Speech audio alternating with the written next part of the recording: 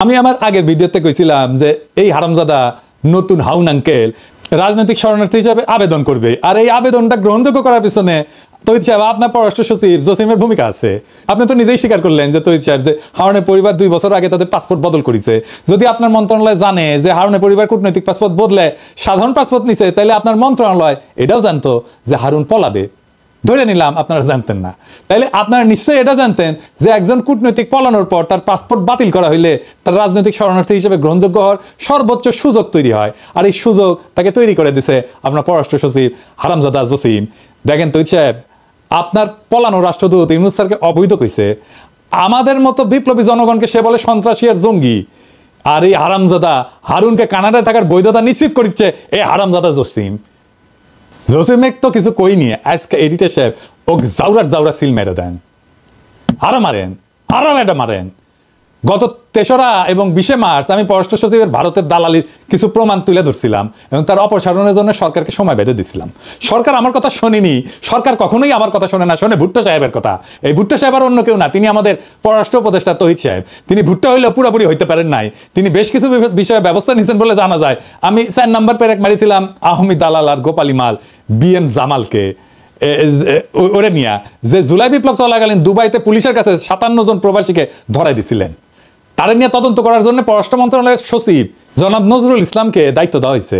তিনি তদন্ত করতে দুবাই যাচ্ছেন। তদন্ত করতে জনগণের টাকায় দুবাই যাওয়া লাগে? সব ভুক্তভোগী প্রবাসীরা তো এখন দেশে। আমি তো নিজেই প্রমাণ দিয়ে দিচ্ছি, দেখেন এই আওয়ামী বালসুন কি বলে। স্বাধীনতা বিরোধী এবং জঙ্গি মনোভাবাপন্ন কতিপয় ব্যক্তি এবং কতিপয় ব্যক্তির প্ররোচনায় এই ঘটনাটি তারা ঘটিয়েছে। এটা তো নিজের মুখের কথা। তারপর দেখেন প্রবাসীদের অভিযোগ, যেটা তার প্রবাসী কল্যাণ উপদেষ্টা আসিফ নজরুলকে জানাইছিল গত ডিসেম্বরের শেষে। এই যে শুনেন, আপনারা আমার কথা শুনেন। আমি বুঝতে পেরেছি আপনাদের ক্ষোভের কারণ আছে, আমার কথাটা শুনেন না ভাই। আপনারা আগামীকাল 3টার সময় আমার সাথে আপনারা 7 জনের প্রতিনিধি আসবেন। আগামীকাল 3টার সময় আগামীকাল 3টার সময় মন্ত্রণালয় মিটিং হবে, 7 জন আসবেন। ঠিক করে নেন কার কার বিরুদ্ধে কি অভিযোগ আছে, আমি নিজে আপনাদের কথা শুনবো, ঠিক আছে? তারপর প্রবাসী কল্যাণ মন্ত্রণালয় থেকে চিঠি দেওয়া হয়েছিল। এই যে এটা এত কিছু প্রমাণ থাকার পরেও যদি আবার দুবাইতে অফিসার পাঠানো লাগে, তাহলে তো আর কিছু বলার থাকে না। মানে টাকা কি খোলাম কুচি, মানে বাংলাদেশের জনগণের ট্যাক্সের টাকা কি খোলাম কুচি? দুবাই যাবে, দুবাই যে বেড়ে আসবে। হ্যাঁ, আমরা অপেক্ষায় থাকলাম যে তদন্ত কমিটি কি প্রতিবেদন দেয়। আর একদিন লাগলো কেন জসিম সাহেব? একদিন আপনি মেরে বসেছিলেন জামালকে বাঁচানোর জন্য। বলছিলাম না আপনি জামালকে আপনার মধ্যে হামদায় রাখছিলেন, আপনার স্বৈরাচারী নারীর ভিতর থেকে সব দালাল বাইর করে নিয়ে আসবো কথা দিয়েছিলাম। মনে রাখতে বলছিলাম না যে আমি জাউরা নিধন কর্মসূচিতে এক্সপার্ট। আজকে আরো জসিম তোর জাউরা আমি ধর্ম। আজ এই ভিডিওর পর এমন প্রমাণ দিব যার পর বাংলাদেশে কোনো শক্তি নাই, বিএনপি হোক, জামাত হোক, এনসিপি হোক, এমনকি উপদেষ্টা পরিষদ কেমনে রক্ষা করে জসিমকে তা আমি দেখতে চাই। কইছিলাম না লড়াই হবে জনগণ বনাম কায়েমি আমলার স্বৈরাচারের দালালদের। আজকের প্রমাণের পর জসিম মিয়া টাইম কলে শেষ, নাইলে এই সরকার তার গ্রহণযোগ্যতা আর নিরপেক্ষতা হারাবে। আর সেই সাথে সরকারের আদর্শ সম্পর্কে জনগণের কাছে যেই বার্তা পৌঁছাবে তা আশা করি কেউ কামনা করে না। উপদেষ্টা তৌহিদ হোসেন আজকের ভিডিও চুপ করিয়া নোট খাতা নিয়ে নখ করিয়া বসে বসে দেখেন আর মনে মনে আপনার সকল বুদ্ধি সাজান। জসিমের পাশায় লাথি মেরে খেদাবেন নাকি জনতার সামনে এসে দাঁড়াবেন, দেখি কতটা মরদ হয়েছেন আপনারা। চলেন আল্লাহর নামে শুরু করি। আমি গত 2 ভিডিও মোট 5টা পেরেক মারিছিলাম, তাই না? হ্যাঁ, তো প্রথম 2টা পেরেক আমি প্রমাণ করেছিলাম যে জসিম নিজে একটা আওয়ামী দালাল। এখানে আমি দেখেছিলাম যে সে কিভাবে 5ই আগস্টের আগে 2রা আগস্ট ওই যে শরণার্থীর বডিগার্ড জয় বাংলা হওয়ার দুঃখে ফেসবুক প্রোফাইল কালো করে ফেলেছিল। আমি আরো দেখেছিলাম কিভাবে জসিম পররাষ্ট্র সচিবের দায়িত্বে আসার পর আওয়ামী প্রেসিডিয়াম কমিটির সদস্য মাজেদা রফিকুন্নেসাকে বঞ্চিত কর্মকর্তা হিসেবে পদোন্নতির সুপারিশ করেছিল। তারপর আমি প্রথম এবং দ্বিতীয় ভিডিওতে দেখেছিলাম কিভাবে এই রাষ্ট্রদ্রোহী পররাষ্ট্র সচিব আওয়ামী লেসপেন্সারদেরকে রক্ষা করতেছে, কিভাবে দূতাবাসগুলোকে আওয়ামী পুনর্বাসন কেন্দ্র বানাইতেছে। এর মধ্যে বারবার যেই নামটা উঠে আসতেছে তাও হইল জসিমের প্রথম মহাপরিচালক প্রশাসন নাজমুল হক। আমি নাজমুল রে নিজের আর তার পরিবারের ইতিহাস তুলে ধরেছিলাম, আর এই পাক্কা আওয়ামী দালালের চাকরিচ্যুতির দাবি করেছিলাম। আর কি বলেছিলাম তা পুরো বিষয়টা বুঝতে হলে আমার এই 2টা ভিডিও দেখে আসতে পারেন। আমি আরো কইছিলাম হাসিনার দালালি করে জনগণের টাকায় বেতন নেওয়ার কোনো অধিকার নাই মাথা ব্যথা জসিমের, কিন্তু জনতা আর জসিমের মাঝখানে দাঁড়ায় আছে পররাষ্ট্র উপদেষ্টা তৌহিদ হোসেন সাহেব নিজেই। চলেন দেখি কেন, দেখেন শুনেন। একটি প্রশ্ন দর্শকরা অনেকবার করছেন, সেজন্য প্রশ্নটা করা। সেটা হচ্ছে যে পররাষ্ট্র সচিব, আপনার পররাষ্ট্র সচিব যিনি আছেন, বলা হচ্ছে যে তিনি আওয়ামী লীগের লোক বা অন্য কোনোভাবে এই ব্যাপারটা আপনি আসলে শুনেছেন কিনা, দেখেছেন কিনা, পররাষ্ট্র সচিবের নিয়োগের ক্ষেত্রে আপনার কোনো পছন্দ ছিল কিনা, আছে কিনা? দেখুন, পররাষ্ট্র সচিবের নিয়োগে পররাষ্ট্র উপদেষ্টার কোনো পছন্দ থাকবে না, এটা তো হতে পারে না। এটা খুবই স্বাভাবিক। পররাষ্ট্র সচিব অবশ্যই আমি আমার পছন্দের ব্যক্তি বলেই এবং আমি তাকে যোগ্য বলে মনে করি বলেই তিনি এই পদে আসীন হয়েছেন। আর একটা কথা আমি আপনাকে বলি, যে কেউ যে কোনো অবস্থানে ঢুকলেই, এখন তো যেহেতু সোশ্যাল মিডিয়া খুব অ্যাক্টিভ, মুহূর্তের মধ্যে তার বিরুদ্ধে বিভিন্ন ধরনের বিষোদ্গার চলতে থাকে, কিছু সত্য কিছু মিথ্যা, কিছু এর মাঝামাঝি। তো আমাদেরকে এটা এভাবেই দেখতে হবে। হয়তো অন্য কাউকে পররাষ্ট্র সচিব হিসাবে দেখতে কারো ইচ্ছা ছিল, তিনি হয়তো সন্তুষ্ট হননি, তিনি এটা বলতেই পারেন। তবে আমি এটুকু বলি যে উনি তার দায়িত্ব সঠিকভাবে পালন করছেন এবং উনি আওয়ামী লীগের লোক, কোট আনকোট, এরকম কোনো প্রমাণ আমার কাছে নেই। আমাকে তৈরি সাহেবকে ধন্যবাদ, তিনি অবশেষে স্বীকার করেছেন যে তিনি তার পছন্দের ব্যক্তিকে পররাষ্ট্র সচিব নিয়োগ দিচ্ছেন।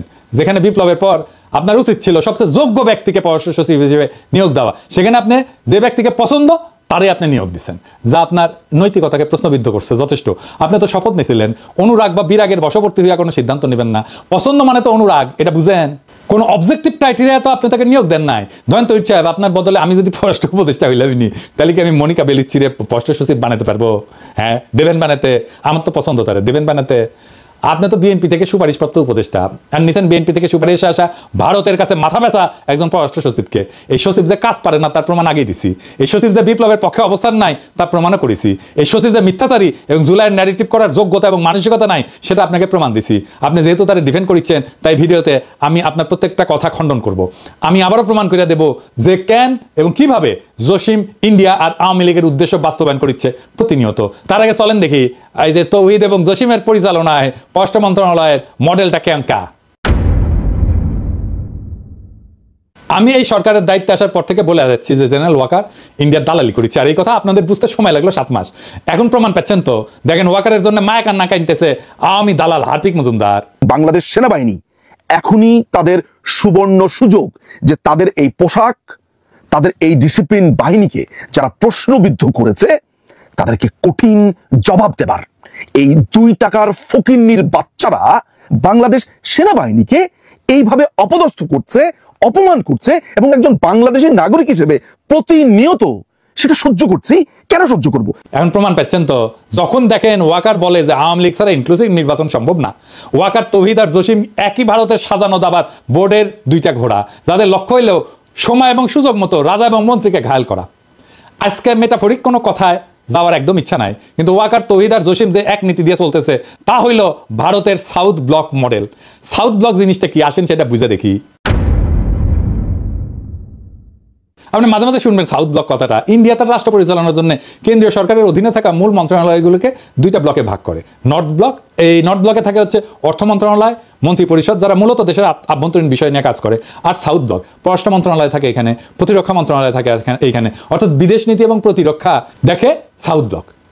8ই আগস্ট যখন সরকার শপথ নেয় তার আগে উপদেষ্টা পরিষদ গঠন প্রক্রিয়াতে একজন ব্যক্তি ছিল, যিনি আর কেউ না, আমাদের জেনারেল ওয়াকার সাহেব, যিনি প্রত্যেক মুহূর্তে ভারতের সেনা প্রধানের সাথে যোগাযোগ রাখতেছিলেন। এটা আমার কথা না, ভারতের সেনা প্রধানই কয়ে দিছে। I am in touch with the chief of Bangladesh during the time of when this changeover took place. I was in constant touch with him, and even thereafter in November 24 we had a video conference also. As far as the military cooperation is concerned, is again going up in the same way. Our officers have moved there for the NDC also. There is no let up on that side. When we talk about the relationship we should talk about when there is an elected government. So as of now, the relationship is with the military is well and perfect. তখন ভারতের model অনুযায়ী বাংলাদেশের south block কল্পনা কইরা general Waker BNP ঘাসা লোক দিয়া পররাষ্ট্র বিষয়ে দায়িত্ব প্রদান করে। আর সেনাপ্রধান তো তাদেরই লোক। তৌহিদ সাহেব হইলেন পররাষ্ট্র উপদেষ্টা, আর তিনি বেছে নিলেন পছন্দের মানুষ দেশদ্রোহী জসিমকে, যিনি কূটনীতির পরিপূর্ণ জ্ঞান রাখেন না। বলদ পররাষ্ট্র সচিব এবং তারে দিয়া ভারতের দালালি বাস্তবায়ন করানো সম্ভব। দেখেন না, যখন ওয়াকার এবং সেনাবাহিনী সকল শিষ্টাচার ভঙ্গ কইরা পররাষ্ট্র মন্ত্রণালয়কে অবজ্ঞা কইরা জাতিসংঘের প্রতিবেদনকে চ্যালেঞ্জ করে, তখন আপনার পররাষ্ট্র মন্ত্রণালয় থেকে কিছুই বলেন নাই কেন? কারণ সাউথ ব্লক মডেল, যার অধীনে আপনারা আওয়ামী লীগের পুনর্বাসনের কাজ করে যাচ্ছেন। কিন্তু জসিম তো ধরা খাইয়া গেছে, তৌহিদ সাহেব আপনিও ধরা খাইতেছেন। আপনার সাউথ ব্লক মডেল ফেল। আপনারা সবাই মিলে দেশের ভাবমূর্তি বিনষ্টে যে মেটিকুলাস প্ল্যান নিয়ে আগাইতেছেন, তা কলে পররাষ্ট্র মন্ত্রণালয়ের পিছন দিয়ে হান্দায় দেবো। আমি পিনাকি যথেষ্ট এক কাজে। ভারতকে বলেন নতুন প্ল্যান দিতে। হাসিনার বাসা তো আপনার দূতাবাস খুঁজে বের করতে পারে নাই, আমি বের করেছি। আপনাদের দিল্লি দূতাবাসে ডিজিএফআই আর এনএসআই থাকে না, ওটা কি বৈশা ল্যাজ মলে? যাদের নিয়োগ দিচ্ছেন তাদের কাজটা কি? কেন আমাদের খুঁজে বের করতে হয় এগুলা? হাসিনা ভারতের ঠিকানা বাইর করতে পারলে আপনাদের প্ল্যান বের করতে পারুন না? আমি কি মনে করেন নিজেদের হারকিউলিস? হ্যাঁ, জসিম তো হারকিউলিস, আর তহিদ সাহেব আপনি কি রবিনহুড? আপনাদের স্পেনে এখনো রাষ্ট্রদূত হিসেবে রাখিয়েছেন সারওয়ার মাহমুদকে, এটা কি আপনারা চিনতেন না? সেনাবাহিনীতে যেমন কদমবুসি জেনারেল ছিল না এটা, হ্যাঁ, তেমনি আপনার পররাষ্ট্র মন্ত্রণালয়ে কদমবুসি রাষ্ট্রদূত আছে দুইটা, আমরা চিনি কলে। হ্যাঁ, তার মধ্যে এটা হইতেছে এটা সারওয়ার রংপুর কারমাইকেল কলেজের ছাত্রলীগের নেতা ছিল এবং 5ই আগস্টের পর থেকে এই রাষ্ট্রদূত এখনো চাকরিতে আছে। কিভাবে? এই রাষ্ট্রদূতের অন্যতম কাজ ছিল প্রফেসর ইউনূসের সাথে স্পেনের সেই বিশেষ সম্পর্ককে বাধাগ্রস্ত করা। সেই রাষ্ট্রদূতকে আপনারা সরাইতে পারেন নাই, যে সারাক্ষণ কদমবুসি করতো, হাসিনারে সালাম করতো পায়ে হাত দিয়া। এখন আবার তারা আপনার রাষ্ট্রদূত বানাইতেছেন ফিলিপাইনে। হ্যাঁ, জসিম সাহেব চমৎকার। হ্যাঁ, আপনারা ব্রাজিলের রাষ্ট্রদূত হিসেবে নিয়োগ দিতেছেন তহিদুল ইসলামকে, যিনি আলগা মোমেনের এতটাই খাস লোক যে তার জন্য আলগা মোমেন কি বলছে একবার শুধু দেখে আসেন শুনেন। আমার পররাষ্ট্র মন্ত্রণালয়ে আমাদের অনেক ডিপ্লোমেট আছে। আমাদের একজন diplomat, he is a success story. সে মেডিকেল ডাক্তার, সে ঢাকা থেকে এমবিবিএস পাশ করে তখন সে ফার্স্ট হয়। তারপরে সে যখন অ্যাডমিনিস্ট্রেটিভ পরীক্ষা দেয়, ওইটা তো সারা বাংলাদেশে ফার্স্ট হয়। তারপরে তার বেচের ফার্স্ট বয়সে, অত্যন্ত ভালো তুকর ছেলে। এখন ওরে ঠেনে কিভাবে নামানো যায় তার জন্য তার মন্ত্রণালয়ের লোকজনই, তারই বন্ধু বান্ধবরা কন্টিনিউয়াসলি করে। বাংলাদেশ 4টা বড় ইউএনএতে 4টা বড় রেজলিউশন নেয়। একটা হচ্ছে আমাদের ওই যে কালচার অফ পিস, হ্যাঁ, সংস্কৃতি, শান্তির সংস্কৃতি। আর 2টো বড় নেয়, একটা হচ্ছে গিয়ে অটিজম এন্ড আদার ডিসএবিলিটিজ, এর উপরে একটি মাননীয় প্রধানমন্ত্রীর অত্যন্ত প্রিয় রেজলিউশন। আরেকটা হচ্ছে পিপলস এম্পাওয়ারমেন্ট, মানুষের ক্ষমতায়ন। এই 2টোর প্রপোজাল এই ছেলে, ও তখন কাউন্সিলর ছিল ইউএনওতে, এবং সে অসম্ভব তুখর ছেলে, অত্যন্ত ব্রাইট এন্ড ইন্টেলিজেন্ট। তাকে আমরা নমিনি করেছি আমাদের বর্তমানে অ্যাম্বাসেডর ইন সিঙ্গাপুর। তাকে আমরা কিসে দেখি? এই যে ভিয়েনাতে, সেইখানে যেহেতু মাল্টিন্যাশনাল কাজ আছে, আমাদের ধারণা, আমাদের যেমন ইউনিডো আছে ওখানে, আমাদের দেশে ইউনিডো কোনো কাজ করে না। এটা UNIDO is a great institution, যাতে ইন্ডাস্ট্রিয়ালাইজেশন। আমরা এই জন্য সিদ্ধান্ত নিলাম ওকে ওখানে দেব, because he is a doer, he is a performer. কিন্তু তার শত্রু আছে। শত্রু ওখানে গিয়ে, সে যখন মিলানে কাউন্সিল জেনারেল ছিল, চায়নাতে ছিল, কাউন্সিল জেনারেল থাকা অবস্থায় কোনো একটা মেয়েকে তার পিছনে সেবা চালান, তো একটা পিছনে লাগায় একটা কেলেঙ্কারি করার চেষ্টা করে, তখন তাকে উইথড্র করা হয়, সাসপেন্ড করা হয়, অনেক ইনভেস্টিগেশন হয়, সরকারের অনেক আপনাদের টাকা, ট্যাক্সপেয়ারের টাকা খরচ করা হয়। পরে দেখা যায় একেবারে বানোয়াট, একেবারে অলিক। So he has been proved যে সব বানোয়াট। তারপরে এইরকম, তারপর তার প্রমোশন হয়, তার অ্যাম্বাসেডর হয়। এখন তার বিরুদ্ধে আবার লাগছে একদল, তারই বন্ধু বান্ধব হবে, আর নাইলে পত্রিকায় গুলো যাবে। হি is a very good officer. আমি যতদিন আছি আই উইল ডিফেন্ড হিম। হাসিনা পছন্দের কাজ করছে, আলগা মোমেন্ট যাকে সবসময় ডিফেন্ড করবে, এমন লোকের ডিফেন্ডার হইলো এখন তহিদ সাহেব আর জসিম সাহেব। আপনারা ওরা ব্রাজিল পাঠাতেছেন একটা গভীর ষড়যন্ত্রের অংশ হিসেবে। ব্রাজিল হইলো দক্ষিণ আমেরিকাতে বাংলাদেশের একমাত্র দূতাবাস, যেখানে এই সরকারের বিরুদ্ধে গোপনে অপকর্ম করার জন্য আলগা মোমেনের এই খাস লোকের সেইখানে পদায়ন দেওয়া হইতেছে। ওইখানে ভারতের দূতাবাস আছে মোট 11টা। ব্রাজিলিয়াতে আছে, রিও ডি জেনেরোতে আছে, বুয়েনোস আয়ার্সে আছে, সিলিতে আছে, গায়নায় আছে, কলম্বিয়াতে আছে, ইকুয়েডরে আছে, পেরুতে আছে, সুরিনামে আছে, ভেনেজুয়েলাতে আছে এবং প্যারাগুয়েতে আছে। তার মানে ভারতের সাথে অবাধ তথ্য পাচারের জন্য আর কি লাগে? যেখানে যা করা দরকার, বা ভারতের যেসব বুদ্ধি ঢাকাতে বা দিল্লিতে পাচার করা দরকার, তার জন্য এক তৌহিদি ভরসা। আর তৌহিদ তার মাথা ব্যথা লুচ্চা সচিব জসিমউদ্দিনের ভরসা হতেছে এই ব্রাজিলে পাঠানো নতুন রাষ্ট্রদূত। আর এটা বলি, আপনার ব্রাসেলস মিশনে বিজয় দিবসের অনুষ্ঠানে পলাতক পররাষ্ট্রমন্ত্রী হাসান মাহমুদের ছোট ভাই যে আওয়ামী দলবল নিয়ে দূতাবাসের অনুষ্ঠানে গেছিল, তার বিষয়ে আপনি কোনো ব্যবস্থা নিচ্ছেন? নেন নাই। কেন নেন নাই? তখন দূতাবাসের দায়িত্ব ছিল প্রীতি রহমান, যাকে আপনারা দিল্লিতে উপ হাই কমিশনার পদে পদায়ন করেছেন। কি সুন্দর সব অঙ্ক মিলে যেতেছে। প্রীতি রহমান তো দিল্লিতে হাসান মাহমুদের বার্তা পৌঁছে দিবে আপনাদের গডমাদার গণহত্যাকারী হাসিনার কাছে। ব্রাসেলস দূতাবাসের এই কাজ নিয়ে আমি ফেসবুকে পোস্ট করেছিলাম, কিন্তু আপনার হারকিউলিস পররাষ্ট্র সচিব তো একেবারে নির্বিকার। কি জবাব দিবেন আপনি তহিদ সাহেব? আমার কথা কি সত্য, মিথ্যা, নাকি আংশিক সত্য, নাকি আংশিক মিথ্যা? কি তহিদ সাহেব কথা বাইরে হইতেছে না মুখ দিয়া? আসেন এবার তহিদ সাহেবের সকল কথা খণ্ডন করি। আওয়ামী লীগের আরেক সফট লেসপেন্সার খালেদ মহিউদ্দিনকে সাক্ষাৎকার দিচ্ছেন, তাই না? আমি কয়টা বিষয় খুঁজে পেয়েছি। 1 নাম্বার হইতেছে ওইখানে যা কইছেন পররাষ্ট্র সচিব আপনার লোক। 2 নাম্বার পররাষ্ট্র সচিবের বিষয়ে সমালোচনা করে যারা, কারণ তারা অন্য কাউকে পররাষ্ট্র সচিব দেখতে চায়।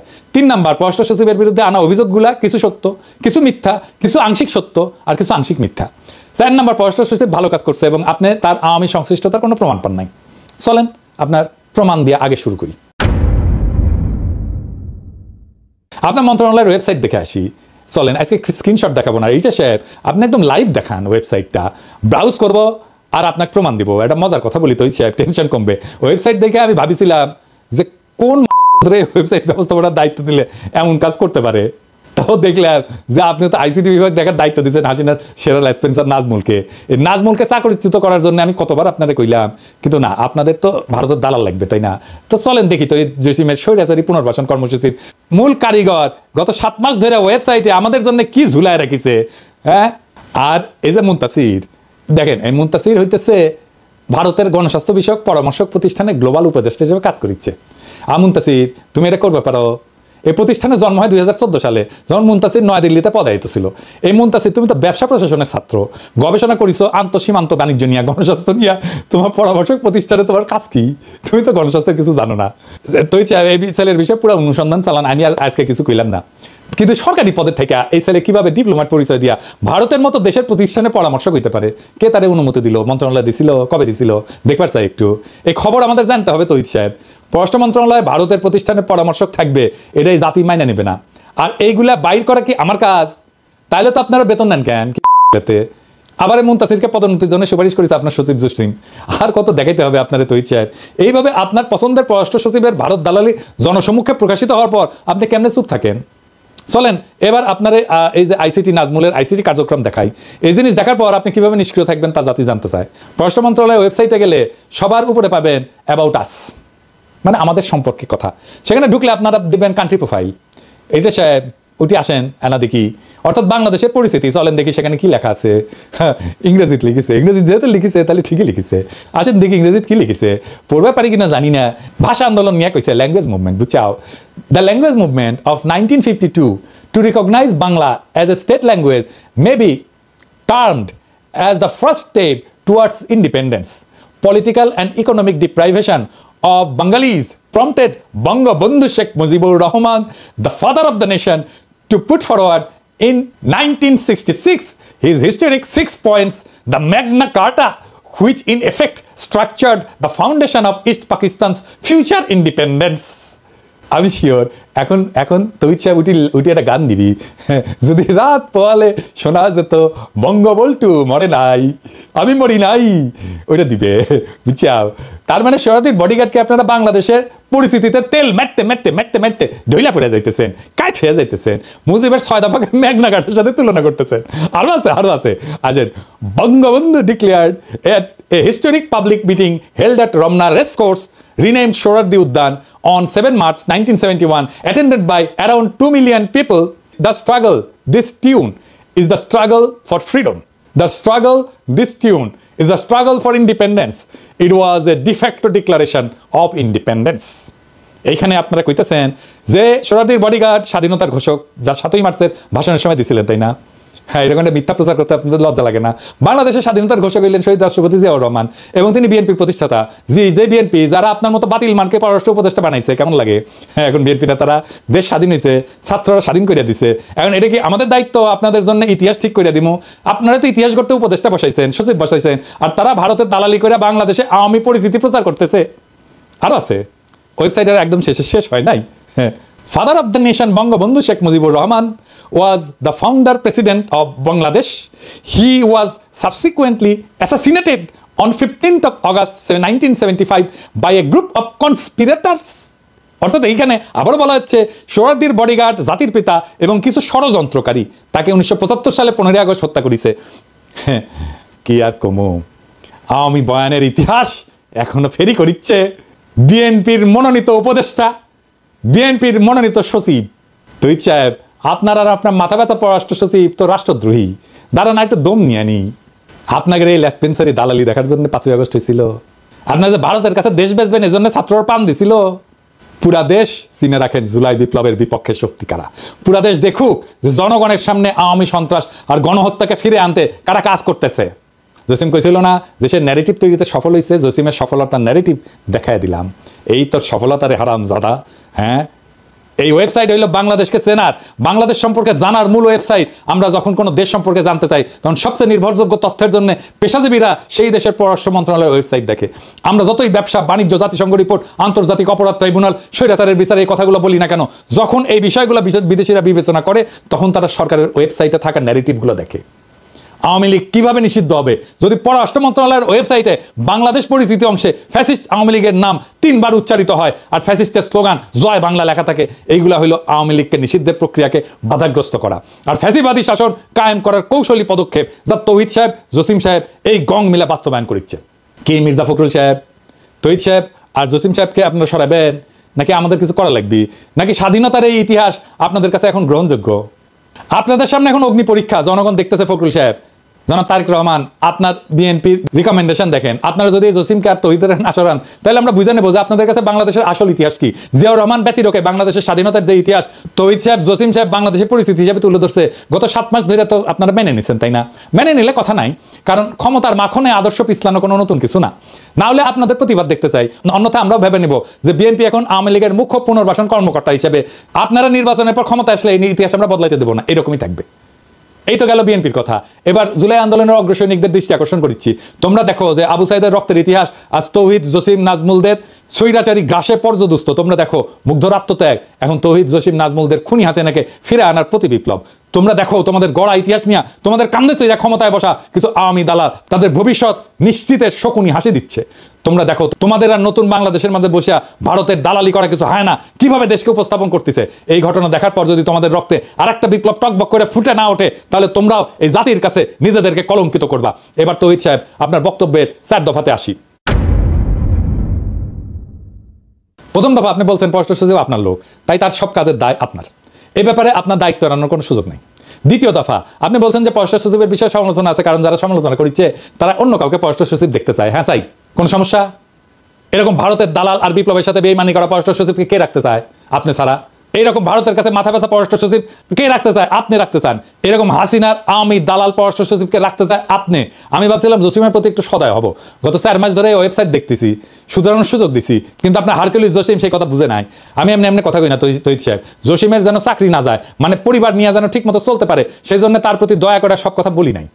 আপনি জসিমের পক্ষে চ্যালেঞ্জ করে আমাকে অনেক কথা বলতে বাধ্য করেছেন, লাগলে অডিও ভিডিও কিছু বাদ দিব না, তবু জসিমের মতো রাষ্ট্রদ্রোহীকে দিয়ে পররাষ্ট্র মন্ত্রণালয় চালাইতে পারবেন না, ফুল স্টপ। আমি কইছি না জান কালা কালা কইরা দেব, শুরু করে দিচ্ছি করলে আমাদের কোনো পছন্দ নাই। আমরা সেরা অফিসারকে চাই যে আপনাদের অপকর্ম মুইসা প্রফেসর ইউনূস স্যারের নেতৃত্বে সরকারের কূটনৈতিক অবস্থান তৈরির জন্য কাজ করবে এবং বিপ্লবের সঠিক ন্যারেটিভ তুলে ধরবে। তৃতীয় দফা, পররাষ্ট্র সচিবের বিরুদ্ধে আনা অভিযোগগুলো কিছু সত্য, কিছু মিথ্যা, আর কিছু আংশিক সত্য আর আংশিক মিথ্যা। বলেন কোনটা কোনটা মিথ্যা? জসিমের মাজেদা রফিকুন নাসিরকে সুপারিশ করা মিথ্যা? জসিমের ফেসবুক পোস্ট মিথ্যা? 2 আগস্ট না হয় তিনি আওয়ামী লীগের চাপে এই কাজ করছেন, কিন্তু আপনার কয়জন রাষ্ট্রদূত এই কাজ করেছেন? খুব বেশি হলে 6 থেকে 7 জন, সব চাপ খালি জসিমের উপরে, তাই না? এত মিথ্যা কথা কিভাবে বলেন তৌহিদ সাহেব? জসিম এই কাজ করছে কারণ তার কয়দিন আগে সে হাসিনারে পার্সোনালি তেল দিছে চীন সফরের সময়, আর আগস্টে আরেকবার তেল দিছে কারণ সে পররাষ্ট্র সচিব হইতে চায়, কিন্তু 5 আগস্ট গদি উল্টানোর পর তিনি ভোল পাল্টাইতেছেন। তারপর আসেন আপনার ওয়েবসাইটে শেখ হাসিনা নিউরাল নেটওয়ার্কের পেতাত্তা ঘুরে বেড়ানো কি মিথ্যা? লস এঞ্জেলসে থাকা সামিয়া, আলাউদ্দিন আর টরেন্টোর কনসাল জেনারেল ফারুক এরা কি মোমেন শাহরিয়ার আলমের দোষক ছিল না? ফ্লোরিডার কনসাল জেনারেল সোহেলি কি জুলাই বিপ্লবের সময় পররাষ্ট্র মন্ত্রণালয়ের মুখপাত্র ছিল না? ছাত্রদের বিপক্ষে সে কি কথা বলে নাই? হাসিনার সহকারী প্রেস সচিব সারোয়ার আলম সরকারের পরিচালক পদে পদায়ন এবং পদোন্নতি কি মিথ্যা? নাজমুলের আওয়ামী যোগাযোগ কি মিথ্যা? বিএম জামালের রেসপেন্সারি কি মিথ্যা? কদমবুসির রাষ্ট্রদূত সারোয়ার মাহমুদের 7 মাস পদে থাকা কি মিথ্যা? আপনার ওয়েবসাইটে বাংলাদেশের ইতিহাসের প্রহসনমূলক উপস্থাপন কি মিথ্যা? বলেন তৌহিদ সাহেব। চতুর্থ দফা, আর প্রমাণ করার কিছু নাই, ওয়েবসাইট দেখাই আমি শেষ প্রমাণ দিলাম যে আপনার পররাষ্ট্র সচিব আওয়ামী দালাল। এইবার কি আপনি তারা ডিফেন্ড করবেন? করেন সাহস থাকলে। পুরো দেশ আর দেশের জনগণ দেখবে তখন পররাষ্ট্র মন্ত্রণালয় তার সর্বোচ্চ নেতৃত্ব আওয়ামী লীগের দালালি করতেছে। তখন আমরা মানে জনগণ এবং রাষ্ট্রের সাংবিধানিক মালিক এই মর্মে সিদ্ধান্ত নিব যে আমাদের টাকায় পররাষ্ট্র মন্ত্রণালয়ের কোনো বরাদ্দ হবে না। হাসিনার দালালি করলে ভারত থেকে টাকা আইনা করেন তৌহিদ সাহেব, বাংলাদেশের টাকা না, বাংলাদেশের ট্যাক্সের টাকায় দালালি করা যাবে না ভারতের। আর তা না হইলে এই ভিডিও প্রকাশের 48 ঘন্টার মধ্যে জসিম নাজমুলের পাশে লাঠি দিয়া মন্ত্রণালয় থেকে ব্যয় করেন, নইলে আমরা আপনাদের সরানোর 1 দফা আন্দোলনে নামবো। পররাষ্ট্র মন্ত্রণালয়ের সামনে গরু ফেলামো আর জিয়াফত দেবো, গরু ফেলামো আর জিয়াফত দেবো। ভারতের দালালি করা একদম হান্দায় দেবো পিছন দিয়া। 2 বার বলছি, এই শেষ কথা আবারও বলতেছি, জসিম আর 1 মুহূর্ত পররাষ্ট্র সচিবের পদে থাকতে পারবেন না। ইউনূস স্যার আর উপদেষ্টা পরিষদ আপনারা আমার কথা শুনেন নাই, আপনারা জসিমরে পররাষ্ট্র সচিব রাখছেন, এই বাটপার আপনাদের চোখের সামনে বসে তার মন্ত্রণালয়ের ওয়েবসাইটে আওয়ামী দালালির প্রমাণ রেখা ঘুরে বেড়াতেছে, আর আপনারা জসিমরে নিয়ে উপদেষ্টা পরিষদের মিটিং করেন। জসিম যদি পররাষ্ট্র সচিব থাকে তাহলে আপনাদের মুখে বিপ্লবের সপক্ষে আর কোনো কথা শুনতে চাই না। আমি আর ডেডলাইন দিব না, আমি এখন সময় দেখবো কত তাড়াতাড়ি এই জাতির কলঙ্ক মোছার কাজে আপনারা হাত দেন, আমরা ফলাফল দেখবো। না হলে আমি যদি লোকজন নিয়ে পররাষ্ট্র মন্ত্রণালয় ঘেরাও করি আর লাঠি দিয়া তৌহিদি জসিমরে পররাষ্ট্র মন্ত্রণালয় থেকে বের করি, আমাদের দোষ দিবেন না, ওর ছায়া আমরা দেখতে চাই না এক মুহূর্ত না। বিপ্লবের বিপক্ষে শক্তিকে চেয়ারে বসায় রেখা আর যাই হোক নতুন বাংলাদেশ হবে না। ঈদের আগে বাংলাদেশের জনগণকে জসিম মুক্ত পররাষ্ট্র মন্ত্রণালয় আপনি উপহার দিতে পারেন নাই, ঈদের পরে দেন। এবার জনতাকে ঈদের উপহার দিলেন, জনতা ঈদের উপহার নাই কিছুদিন পরেই নিল, খুশি হইল। হয় বাংলাদেশে আওয়ামী মুক্ত পররাষ্ট্র মন্ত্রণালয় থাকবে না, নয় আমরা জনগণ থাকবো, দেখি কার শক্তি জয়যুক্ত হয়। কথা ফাইনাল, জসিম যদি থাকে প্রত্যেক সপ্তাহে এইরকম একটা করে এপিসোড যাবে, আর জান কালা কালা কইরা দেবো, গণশত্রু বানাই দেবো। তো ইচ্ছে আপনারে মাইন্ড ইট। আবার আপনারে মনে করাই দিই, বাঘে চুলে 18 ঘা, পুলিশে চুলে 36 ঘা, পিনাকে চুলে জয় বাংলা। ইনকিলাব জিন্দাবাদ।